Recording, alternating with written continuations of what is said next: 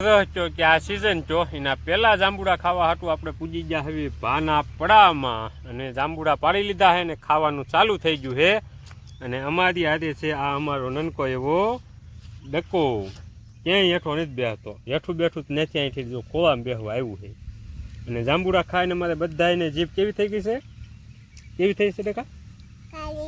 કાળી છે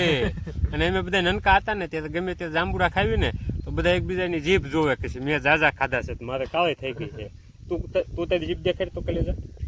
અમે કલેજા જો અમે કલેજાની જીભ કાળી થઈ ગઈ એ બહુ ઝાઝા ખાઈ ગયો કા કલેજા